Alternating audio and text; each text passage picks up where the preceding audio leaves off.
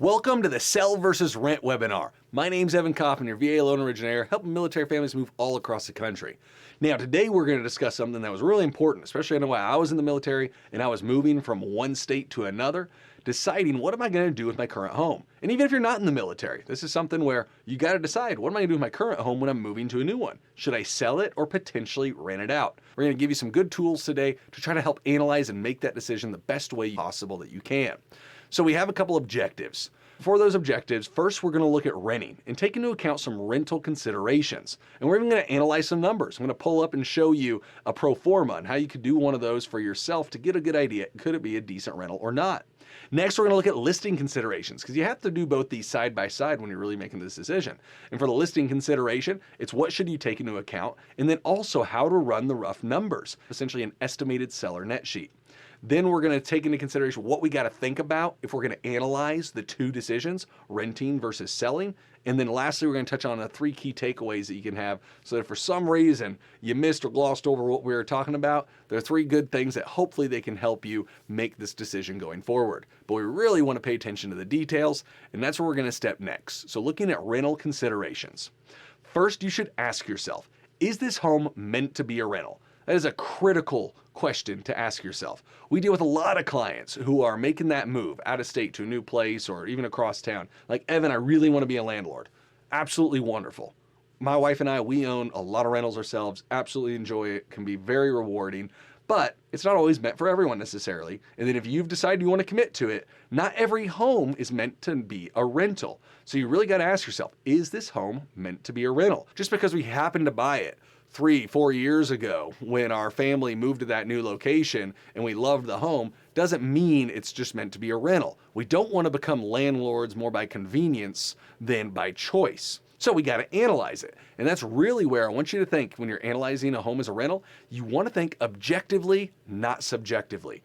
Three major things that you kind of want to think about with being objective. Number one, you want to gather comparable rental data. That can be online. There's plenty of sources for it. You can just say homes for rent near me, a bunch of different sources that you can pull to start getting an idea of what comparable rentals go for. You want to make sure those homes are comparable. If you own a 3-bed, 2-bath house, you want those rentals to be similar. If you own a single family home versus a condo, you don't want to necessarily be comparing too much against condo rentals versus single family homes. So you want to get some comparable rental data.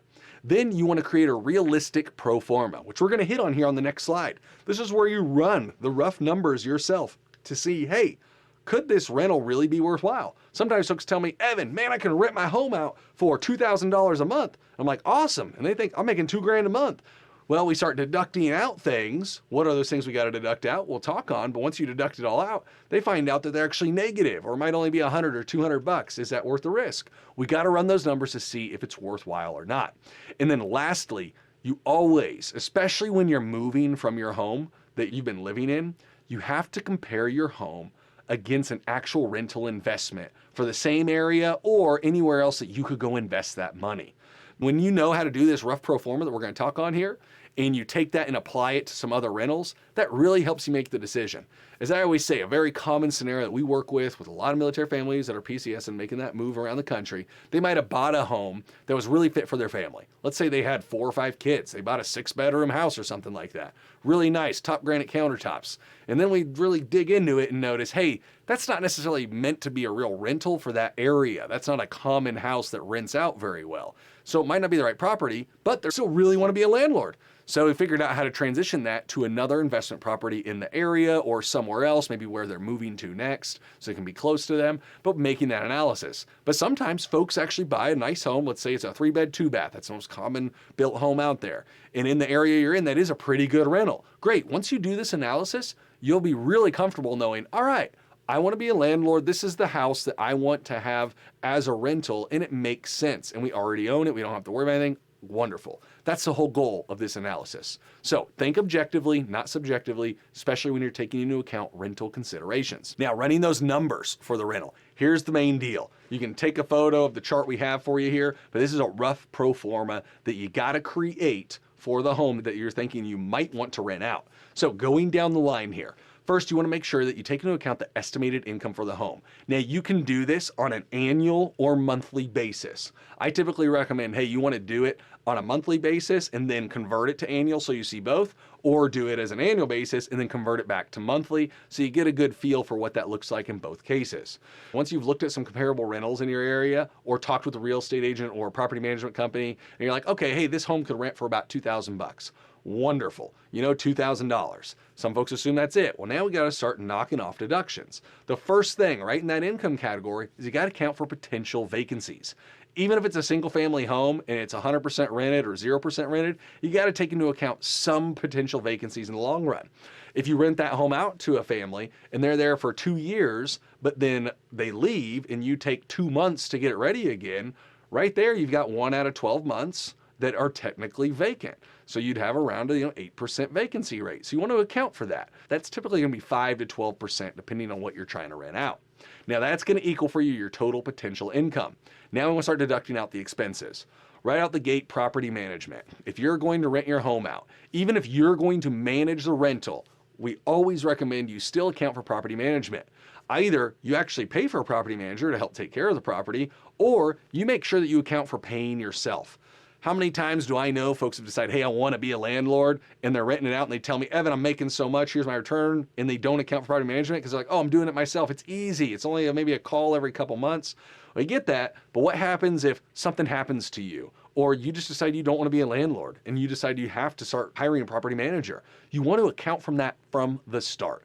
Typically, that's going to be anywhere from 8 to 12%, and there can be some other costs in there, but we usually say, hey, 8 to 12% range that you want to account for on property management. Account for it no matter what. If you're doing it yourself, treat that as you're essentially paying yourself in a sense. Next, property taxes and property insurance. Now, these things could be bundled into your mortgage, which we're going to talk on here a little bit when we say, hey, you got to deduct out your total financing costs. For a lot of folks, if they have a mortgage, that's escrowed, that's put in their monthly payments. But if you really want to break it out to a perfect pro forma, look at your statements or look up online for your taxes and insurance and take into account those two costs on their own line item within the expense category for your pro forma. Now, next, HOAs and association dues. Got to take those into account because typically you're not going to push that off and have a tenant pay for those. These are costs you're going to have. You want to add those in. Utilities. If there are any utilities that you as the owner are responsible for, you want to account for them here. If you have a single family home that you're renting out, most likely you can get all those utilities pushed to the seller and the seller will take care of them if they're putting them in their name. But we've seen instances where it's like the owner's still paying for the trash, maybe the water, especially if you happen to have bought a duplex, triplex, quad. Sometimes there's a common area electricity deal that you're still going to have to take and pay for. So you're like, oh man, Evan, I'm making $2,000 a month, but there's that $50 light bill a month that you know is common and the tenant's not going to pay for. You got to account for that. It makes a pretty big deduction. $600 a year makes a difference. So you want to account for those utilities that you as the owner are potentially responsible for. Next, repairs and maintenance. Now, this varies a lot based on condition, age of home, and different factors. So we usually say 5 to 15% of the income that you're getting from the rental property, you want to account for that for repairs and maintenance. And those are big costs, right? So if you have something that goes out, this is like, okay, my furnace goes out, we got to fix it. There's a leak in the roof, we got to fix that. However, what it doesn't account for are capital expenditures that we're going to talk on here. So if you do a true pro forma, maintenance and repairs are not replacing a roof or replacing an HVAC, it's fixing them. And generally we see that 5 to 15%, pretty reasonable. If it's a new home, newer fixtures in the house and stuff, then usually it's on that lower end. If it's an older place, you might need to be ready for that 15% mark. Other potential expenses that can vary across the board depending on your situation. We put the little hyphen on there, which really is like, it could be accounting, lawn maintenance, that kind of stuff. If you're going to take care of it, you need to just make sure you add those expenses in. Now, when you add all those expenses up, you take to make sure you find out your total income pre-financing. You say your total potential income that we got from the top after we accounted for some vacancies and deduct those total estimated expenses that you have. That's going to give you your income pre-financing, right? Especially if you have a mortgage on this home, this is going to tell you, hey, here's roughly how much income it is. Let's say it was $2,000 you think the rent's going to be after vacancies and stuff, and all those expenses we just talked about total up to $800. then cool. My estimated pre-financing income is going to be $1,200. Well, now I got to account for that principal and interest payment that comes next, which is why we have it on here, but we also have one more expense right before that we want to account for, and that's capital expenditures. If you look at a typical pro forma, they're not going to account for capital expenditures typically in the pro forma. That's usually an off pro forma sheet that some will tell you. So you got to be really careful. You got to make sure if you're evaluating a property, some people leave out the capital expenditures. That's replacing the roof, replacing siding, windows, HVAC, that kind of stuff. Stuff that's real, that can knock you out. But in pro formas, when you evaluate property, people usually kind of conveniently leave those off. For you evaluating it as an investment deal, you want to account for that. So that's where, for example, that capital expenditures, we add up the total value of some of those major expenses. Let's say the roof's $10,000, the HVAC's $10,000. Let's say there's $30,000 in capital expenditures that we might have over the next 30 years, let's say.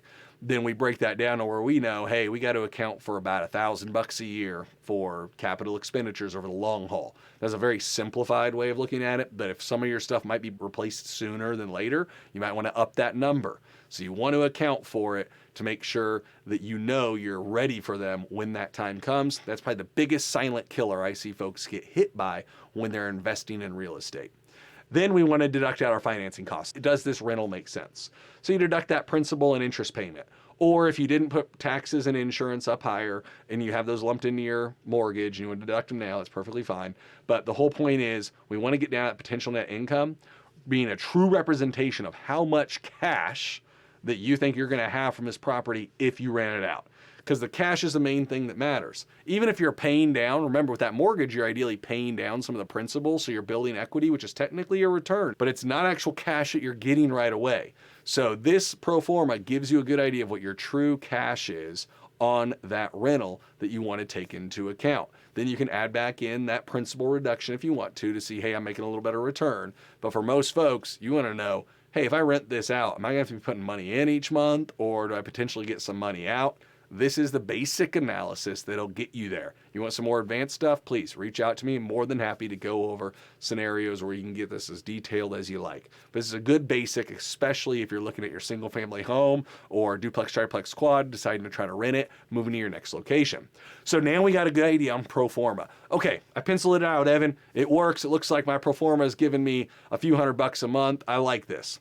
So now all of a sudden, what do I got to do next? Well, we want to consider that. Let's say you were going to be making an extra, let's say it's $500 a month, $6,000 a year once you did all these numbers. Cool. Let's compare that to how much equity you potentially have in the home that if you sold it, you can compare it against. So you can decide, hey, is it worth taking this monthly cash flow, or is selling still make sense and then maybe reinvesting that somewhere else? So now we got to look at listing considerations in. And you got to do both of these, especially with your primary residence, to know what is the best decision. So for listing considerations, you have to ask yourself right up front, do I even want to be a landlord? If you do, then yeah, you want to go through that pro forma scenario. But now, if you're debating on selling or not, the basic question is, do you want to be a landlord? If you say, no, I don't want to be a landlord, period, well, drop the whole first part of this talk and go straight to listing considerations and what you got to take into account. And that would be running an estimated seller net sheet to see, hey, where do we stand for potentially selling this home? Now here you still want to think objectively and not subjectively. You might have thought those two would be swapped from earlier because it's now listing. Nope, same thing. You need to keep thinking objectively when you're deciding on selling versus renting your home. Just a different scenario. It comes more down to numbers than if you just want to feel and keep the home. Because in the long run, owning rentals that you don't like or want can really be dangerous to the whole family or whole financial situation. So the main thing for this is you want to connect with a real estate agent and a lender right out the gate to start getting an idea of, hey, what could I sell this home for, and how could selling or not selling this home impact my next home purchase? Then you want to run an estimated seller net sheet. Agents can typically do this for you if they're giving you a listing presentation to give you an idea for the home. You can kind of set that up yourself as well. Now, if you estimate that you're losing money when trying to sell the home, you got to still compare that to your pro forma. We've had folks before that, yeah, they're breaking even or it's a tough deal for selling. But then they run their pro forma because they're like, all right, I'm just going to rent it out. I'm like, well, let's run the pro forma. crud, would you rather lose a few $1,000, 5, 10 grand up front here now, or $1,000 a month indefinitely if you were renting it out and have to have it as a property that you hold? And those are tough scenarios to be in. That's when I started in real estate a decade ago. Those conversations were real. After 2008, 9, that whole time, those are real conversations that we had to have. Fortunately, not as many, but you need to do this analysis to make sure you can account for that type of scenario. As we put in parentheses, sometimes one painful loss is a little less than 1,000 cuts over months. But now let's look at a seller net sheet and what that looks like. This is very similar layout to a pro forma, but still there's some differences. First, you want to look at, for the income side, what is my estimated sales price? That's how much you could make overall. Hey, we're going to list it for $500,000. Wonderful. That's what you think you're going to sell it for. How do you come up with that number? Yeah, you can look online. That usually doesn't get you too accurate, maybe within 5, 10%. Getting a real estate agent to come out and do a true listing presentation is the best situation that you can do. Reach out to us. We can gladly help you get connected with folks that can help do that. But the key is getting a listing presentation really gives you the most accurate representation of where it could potentially sell for. And a lot of agents are willing to do that at no cost. So it's worthwhile to have. And then you at least have made a relationship. You got a good idea accurately where it is. Big difference between $500,000 sales price and $475,000 or $525,000, right? Want to try to get a good idea there. Once you have a good idea of what you think you could sell the property for, you want to break out those expenses again. So we got some of these on the sheet for us. When you're selling a home, you might have closing cost concessions. That could be you agreeing to fix things or pay for some of the seller closing costs, that kind of stuff. So we're selling it for $500,000. They asked for $10,000 and seller paid closing costs. Okay, so really you're at like $490,000 now. Then you want to keep deducting. What are my title fees? What are my transfer tax fees? My property taxes? That generally is going to come from the title office. And if you're working with a real estate agent, for example, they'll be able to give you a rough idea of what that's looking like. Then we want to deduct as well, though, those real estate broker commissions. That ranges, generally we're seeing that 5, 6%, could be higher, could be lower, whatever you negotiate with your agent, but that also gets deducted from this top line to get us to our final number. And then lastly, there's just other costs. There could be just other costs directly with selling the home that you could have. Some areas of the country just have different costs that could be added on, but that's where if you're working with an agent, or if you're not, maybe talking with the title company, hey, what are some other costs I got to be aware of when I'm trying to run my numbers here? For the transfer taxes and property taxes, that's where the title company can give you a good idea what that is, and you want to pay attention to your contract that you have potentially with a buyer. Again, we're a good real estate agent. Title office can help you. Hey, what's customary? What do we usually see? What do we usually do for taxes when selling my home? That way you can make the proper deduction off of your sales price. Now, when you have all of that, you want to just deduct the sales price minus all those costs, and that gets you your income pre-financing. Some folks are like, cool, I'm making so much. You got to deduct out that mortgage though if you have it. So this is when you look and you deduct out your outstanding mortgage balance. You can usually look that up online if you're logged into a system that you have for your lender. If you want to get a super accurate number, because when you look online and see your outstanding balance, it's not always the same as the true outstanding balance. But if you call and ask for what the payoff balance is, they'll give you that. Know that just always adjusts slightly depending on when you sell the home, but you want to deduct that out, and that gives you your true potential net income when you're going to sell your home. So now that we have a good idea of that for trying to list our home, what is some of that sell versus rent analysis that we want to take into consideration? You want to do a rental payback period calculation. This is pretty simple. The payback period calculation is simply taking your estimated net proceeds and dividing it by the estimated net rental income per month. So the whole goal here is, let's say you think, okay, hey, I'm going to sell this home for, let's say you're going to make $120,000 on that net sheet at the very bottom. You're walking away with $120,000. And then you do your rental pro forma and realize, hey, I'm going to get, let's say it's $500 a month, $6,000 a year. You take $120,000, divide it by 6,000, that's 20. That means, hey, it's going to take 20 years of owning this home as a rental and making sure those numbers hit right for me to get the same amount of money as if I just sold the home now. Now, the reality is that 120 is still there for your rental income, no doubt. It's still there because you're getting that $6,000 a month. You still have that equity.